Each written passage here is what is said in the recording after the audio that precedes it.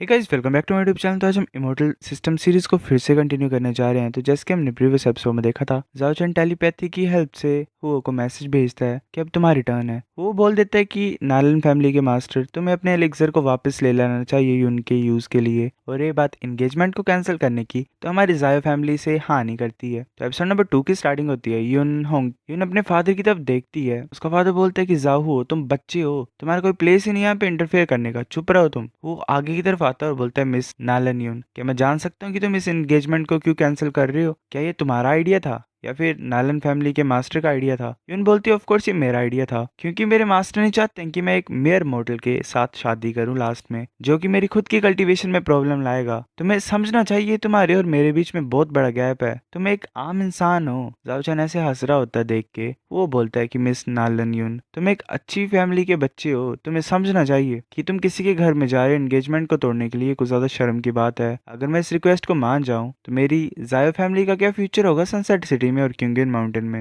यून गुस्सा होती है और बोलती है कि तुम सिर्फ आम इंसान हो, क्या क्वालिफिकेशंस हैं तुम्हारे साथ मेरे साथ नेगोशिएट करने के लिए? वो बोलता है कि यून, क्या तुम ये सोच रहे हो कि मैं एक आम इंसान हूँ तो मैं वर्दी नहीं हूँ तुम्हारे लिए? क्यूंगलान सेक्ट के स्पोर्ट के अलावा तुम्हारे पास है ही क्या? और ऊपर से बात है कि तुम इतने ज्यादा श्योर कैसे हो सकती हो कि मैं हूँ वो आम इंसान हूँ? मैं काफी ज्यादा लंबे टाइम पहले ही कल्टीवेशन के रास्ते में आ चुका था। वो क्यों रिफाइनमेंट के फोर्थ स्टेज पे होता है, वो अपनी एनर्जी को रिलीज कर देता है। एक इंसान बोल रहा होता है ये तो फोर्थ स्टेज की रिफाइनमेंट का ओरा है। दूसरा बोल रहा होता है कि सिर्फ यून के लेवल से एक स्मॉल रैलम कम है। यून तो क्यूंगलान सेक्ट की डिसिपल है, सेक्ट मास्टर की डायरेक्ट डिसिपल। यून हैरान होकर बोलती है, कैसे पॉसिबल है? जाहू वो भी एक कल्टीवेटर है जो कि इमोर्टैलिटी के रास्ते में आ चुका है। यून हैरान ही होती है और बोलती है कि चलो, एंगेजमेंट को तोड़ने का मैटर है तो मैं इसे पोस्टपोन कर सकती हूँ, पर मेरी एक कंडीशन है। वो बोलता है, क्या तुम्हारी कंडीशन है? यून बोलती है कि मेरी कंडीशन यही है कि 10 साल बाद ये कैंसिल होगी। आज से 10 साल बाद मेरे को चैलेंज करने के लिए आना तुम क्यूंगलान सेक्ट में। उस टाइम पे मैं तुम्हें हराऊंगी और सभी के सामने एंगेजमेंट को तोड़ूंगी। उस टाइम पे एंगेजमेंट तुम्हारे और मेरे बीच पे होगी। जाओ फैमिली का कुछ लेना देना ही नहीं होगा। जाओ फैमिली को फर्क नहीं पड़ेगा तुम्हारी है हिम्मत इस चीज को मानने की। वो बोल रहा होता है कि मेरे इंसेस्टर बोलते ही हैं कि कभी भी किसी इंसान को अंडर एस्टिमेट नहीं करना चाहिए। वो सभी चुप हो जाते हैं यून फैमिली के। जावली बोल रहा होता है कि बहुत अच्छा, सही बोला तुमने, तुम हमारे जाओ फैमिली के डिसेंडेंट हो। यून बोल रही होती है कि तुम्हारा जितना की करंट कल्टीवेशन लेवल है, तुम्हारी इतनी हिम्मत कि तुम मेरे को लेक्चर दो। 10 साल में मैं तुम्हें अपने सामने झुकाऊंगी, तुम खुद भीख मांगोगे मेरे सामने। वो बोलता है कि 10 साल की कोई जरूरत ही नहीं है। वो पेपर निकालता है एक और अपने खून से स्टैंप लगा देता है उसके ऊपर। वो बोलता है कि ये एंगेजमेंट तोड़ने का नहीं है लेटर, ये मैं डाइवोर्स दे रहा हूँ। ये मेरी जाओ फैमिली से डाइवोर्स का लेटर है तुम्हारे लिए। आज से नालन फैमिली और मेरी जाओ फैमिली का कुछ लेना देना ही नहीं है। यून बोल रही होती है कि तुम्हारी इतनी हिम्मत, तुम मेरे को डाइवोर्स दे रहे हो?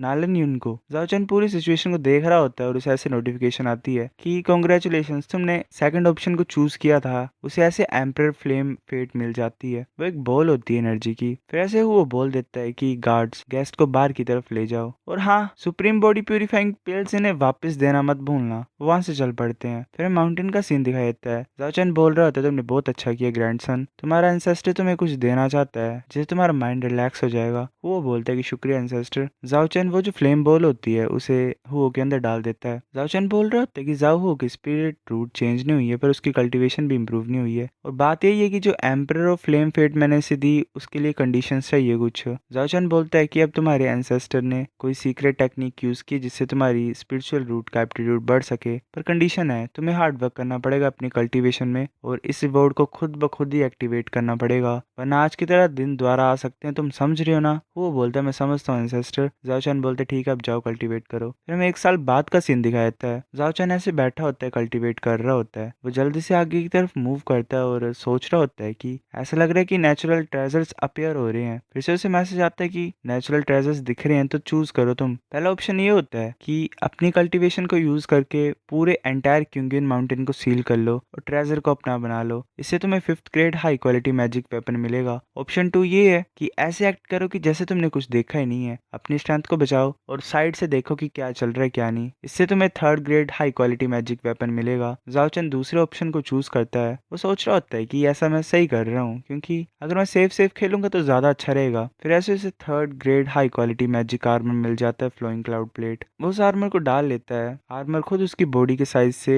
फिट हो जाता है, स्किन की तरह, इनर आर्मर की तरह, जिससे बाहर वालों को कुछ दिखेगा नहीं। ये तभी सामने आएगा जब होस्ट खतरे में होगा। वो फिर ऐसे अपनी फ्लाइंग स्क्वाड को एक्टिवेट कर लेता है और घर चल पड़ता है जल्दी से। जाओचन सोच रहा होता है कि सिस्टम मुझे मरवाना चाहता था। अगर मैं क्यूंगन माउंटेन को सील कर देता तो प्रॉब्लम ही आती मुझे। अगर मैं चुपचाप कल्टीवेट करूंगा माउंटेन में और फ्यूचर जनरेशन को भी पावरफुल बनाऊंगा तो फ्यूचर अच्छा ही होगा। जो मैजिक ट्रेजर्स और कल्टीवेशन है वो खुद ब खुद मेरी हो जाएंगी। मेरे लिए लंबी लाइफ जीना और काफी ज्यादा डिसेंडेंट पाना वही तरीका है एक अच्छी लाइफ को पाने का, खुशी भरी जिंदगी को पाने का। वो ज्यादा मैटर करता है। फिर हमें नेक्स्ट मॉर्निंग का सीन दिखाया जाता है। एक इंसान बोल रहा होता है, क्या तुमने देखा कल वो जो पर्पल लाइट अपेयर हुई थी? दूसरा बोल रहा होता है, मैंने भी देखा। मैं अपनी वाइफ से लास्ट टाइम बहस रहा था, मतलब रात को मैं जब अपने दिमाग को शांत करने के लिए आया था मैंने देखी थी वो लाइट। पहले वाला बोल रहा होता है इंसान कि वो लाइट पक्का किसी तरीके की ट्रेजर की लाइट होगी। दूसरा बोल रहा होता है कि शायद इमोर्टल्स ने वो चीज पीछे छोड़ी हो। पहले वाला बोलता है कि जब हम माउंटेन में जाएंगे दोबारा हंट करने के लिए तो चलो देखते हैं क्या है वहां पे। दूसरा बोल रहा होता है कि ठीक है चलो साथ में जाएंगे, वो ट्रेजर पक्का ही हमारी जिंदगी को बदल के रख देगा। लोग ऐसे बहस ही रहे होते हैं कि जल्दी से अपने इंसानों को इकट्ठा करते हैं ताकि बैंग फैमिली हमसे आगे ना निकल जाए। वेपन्स को तैयार करो। मतलब ऐसे चैन फैमिली, वांग फैमिली, ऐसे आपस में जितनी फैमिलीज होती हैं उस एरिया में वो तैयारी कर रही होती हैं जाने के लिए। लास्ट में वांग फैमिली भी आ जाती है, लियू फैमिली भी आ जाती है, तो ऐसे इकट्ठा हो रहे होते हैं। फिर हमें द्वारा सनसेट सिटी जाओ फैमिली के बैक माउंटेन का सीन दिखाया जाता है। जाओ चैन का एल्डर सन वहां पे बैठा होता है जो कि करंट फैमिली हेड होता है जाओली। जल्दी से कैरेज चलाने को बोल रहा होता है। वो जल्दी से जाओ चैन के पास पहुंचता है और बोलता है फादर। जाओली बोल रहा होता है कि ये चाइल्ड तुम्हारा तुम्हें कुछ इंपॉर्टेंट मैटर को रिपोर्ट करने के लिए आया है। जाओ चैन बोलता है कि जाओली तुम इतना जल्दी में क्यों हो, बैठ जाओ पहले। वो अपने हाथ को ऐसे उठाता है और आर्मर की हेल्प से जाओली को सीट पे बिठा देता है। जाओली बोल रहा होता है कि हाँ मेरी एज तो हो गई है, 80 साल से ज्यादा हो गया हूँ मैं, थोड़ी बहुत स्ट्रेंथ है मेरे पास, पर मेरे फादर की स्पिरिचुअल एनर्जी मेरे को काफी ज्यादा हेल्प करती है बैठने में, और ऐसा लग रहा है कि फादर मेरे से ज्यादा यंग हो गए हैं। जाओली बोल रहा होता है कि फादर लास्ट नाइट एक मिस्टीरियस सी पर्पल लाइट क्यूंगन माउंटेन में आई थी। बातें ये फैल रही हैं कि वहां पे बहुत बड़ा ट्रेजर अपियर हुआ है। इस सुबह काफी ज्यादा जो बड़ी फैमिलीज हैं या फिर छोटे क्लैंस हैं वो माउंटेन में जा रहे हैं सर्च करने के लिए। सनसेट सिटी में भी जो छोटी फैमिलीज हैं उन्होंने भी काफी लोगों को भेजा है ट्रेजर हंटिंग टीम्स को। हमारी जाओ फैमिली के पास जाओहू है जिसके पास स्पिरिचुअल पोटेंशियल है, तो अगर ऐसा कोई ट्रेजर उसे मिल जाएगा तो हम बाकी फैमिली से जरा भी पीछे नहीं रहेंगे। जाओली सोच रहा होता है अगर फादर मान जाएंगे तो मैं जल्दी से एक टीम को बनाऊंगा और क्यूंगन माउंटेन की तरफ भेज दूंगा ताकि वो ट्रेजर को फाइंड कर पाए। जाओचन बोलता है जाओली तुम्हें इतनी जल्दी करने की कोई जरूरत नहीं है, तुम भूल गए हो जो मैं वर्ड्स तुम्हें बोलता था जब तुम छोटे बच्चे थे। जाओली बोल रहा होता है मुझे याद है फादर, तुम मुझे बताते थे कि हमेशा सोचना चाहिए कुछ भी प्लान करने से पहले, मतलब आगे बढ़ने से पहले। जाओचन बोलता है हाँ ये सिचुएशन इसी तरीके की है, हमारी जाओ फैमिली इसमें पार्टिसिपेट नहीं कर सकती है। जाओली बोल रहा होता है पर फादर।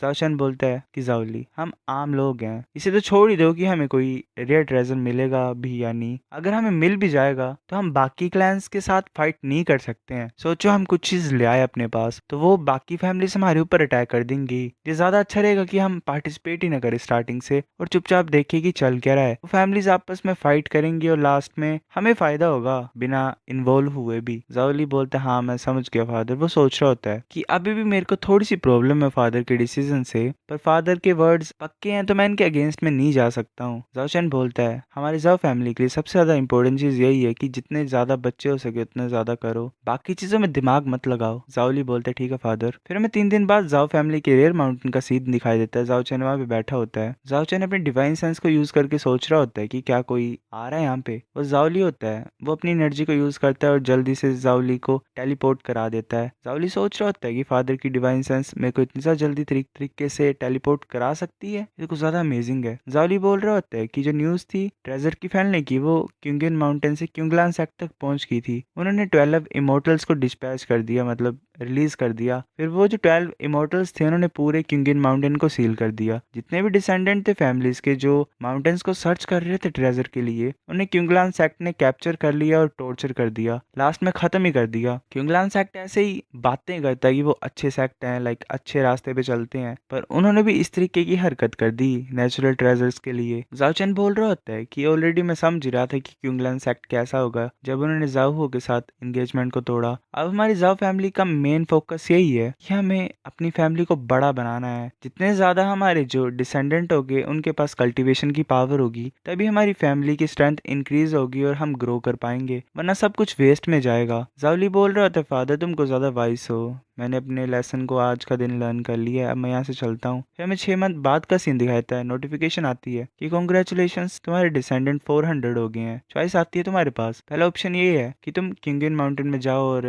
ट्रेजर्स को सर्च करो, इससे तुम्हें 1 middle grade spiritual when the जाएगी। ऑप्शन 2 ये है कि तुम शांति से बैठे रहो बिना किसी सिचुएशन में घुसे हुए, तुम जरा भी रिस्क नहीं लोगे, इससे तुम्हें 1 लो ग्रेड स्पिरिचुअल वेन मिलेगी। जाचन सोच रहा होता है कि तुम चाहते हो कि मैं ट्रेजर हंटिंग करूँ किंगन माउंटेन में दोबारा, अभी तो कुछ ज्यादा डेंजरस है। क्योंगलान सेक्ट ने पूरे तरीके से उसे सराउंड करके रखा हुआ है, उन्होंने अभी तक कोई ट्रेजर फाइंड नहीं किया, पर ये ज्यादा अच्छा रहेगा कि मैं शांति से बैठा रहूं। वो ऑप्शन 2 को चूज करता है। वो सोच रहा होता है कि मुझे धीरे धीरे ग्रो करना है ताकि मैं अपने गोल्स को अचीव कर पाऊं। उसे फिर ऐसे 1 लो ग्रेड स्पिरिचुअल वेन मिल जाती है। नोटिफिकेशन आती है उसे कि तुम रेगुलर माउंटेन को चूज कर सकते हो, वो स्पिरिचुअल माउंटेन खुद ही बन जाएगा। वो जाओ फैमिली के लोकल माउंटेन को चूज कर लेता है। जो स्पिरिचुअल हो रहा होता है वो इंक्रीज हो जाता है वहाँ पे। जाओचन सोच रहा होता है कि मैं एडवांटेज लेता हूँ स्पिरिचुअल वेन का और अपनी कल्टीवेशन को स्टार्ट कर देता हूँ। हमें किंगन माउंटेन का सीन दिखाया जाता है। वहाँ पे ऐसे कुछ इंसान होते हैं, एक इंसान वहाँ पे दूसरे इंसान को मार देता है। फाउंडेशन बिल्डिंग स्टेज 4 पे होता है, जो कि क्योंगलान सेक्ट का एल्डर होता है, ली जुनफेंग। ली जुनफेंग बोल रहा होता है, देखो तुम्हारी तरफ, तुम यहाँ पे काम नहीं कर रहे हो, याद रखो अगर तुम में से कोई भी यहाँ पे काम नहीं करेगा तो तुम इसी इंसान की तरह मारे जाओगे। वो